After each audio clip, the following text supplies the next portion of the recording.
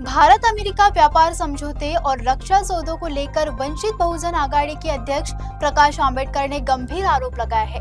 रूसी तेल, राफेल विमान सौदा और एस्टीन फाइल के मुद्दे पर उन्होंने केंद्र सरकार से स्पष्टीकरण की मांग की है। क्या ये जो 114 राफेल खरीदी करने के पीछे हम दो चीज़ का खुलासा मांग रहे हैं।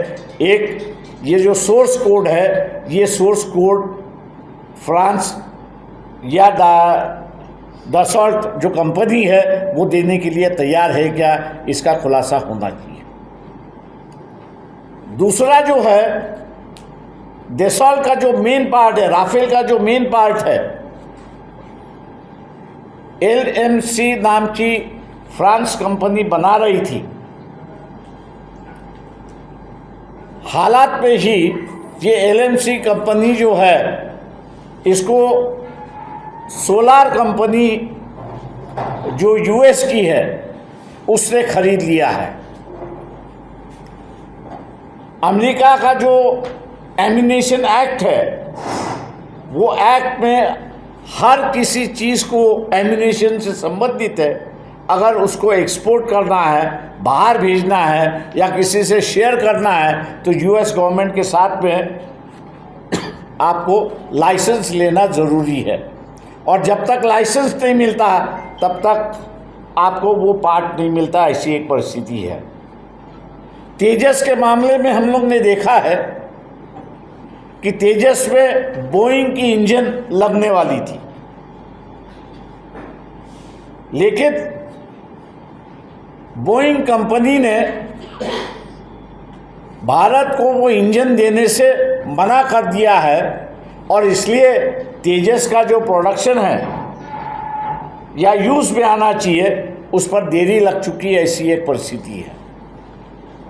सरकार से हम ये पूछना चाह रहे हैं कि आपने ये जो राफेल खरीदा है उसका सोर्स कोड अगर नहीं मिला और अमेरिका ने अगर आपको लाइसेंस नहीं दिया तो आपने लोहा ही खरीदा है, दूसरा कुछ खरीदा नहीं है। और लोहा खरीदने के लिए आपने 1,10,000 करोड़ दिए कि जिसका वजन 30-40 टन से ऊपर नहीं है, ऐसी एक परिस्थिति है। तीसरी बात यहाँ पर यह है, रशिया जो है वो 5th जनरेशन Su-7E उसका टेक्नोलॉजी ट्रांसफ़र और साथ साथ मैन्युफैक्चरिंग भी भारत में करने के लिए तैयार था। सरकार ने ये बताना चाहिए, बीजेपी की सरकार ने बताना चाहिए कि भाई आपने ये रशिया का प्रस्ताव क्यों ठुकरा है, ठुकराने की वजह क्या है। दूसरा जो है, वो सस्ता ऑयल आपको जो रशिया से मिल रहा था और उसके ऊपर करीब करीब हम लोग 40,000 करोड़ कमा रहे थे, वो आपने बंद कर क्यों करवा दिया। तीसरा जो है, क्या US और ईरान इनकी असली में लड़ाई होगी तो क्या इंडियन बेस आप ईरान के खिलाफ इस्तेमाल करने के लिए खुले करेंगे।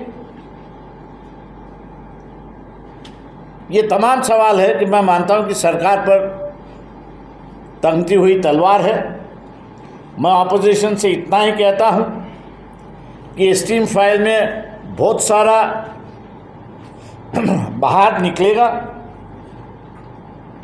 जिसमें नाबालिग लड़कियों के साथ में जिस तरह का व्यवहार हुआ है, अब तक जिनके जिनके नाम आए हैं उन देशों में उनके खिलाफ कार्रवाई हो चुकी है।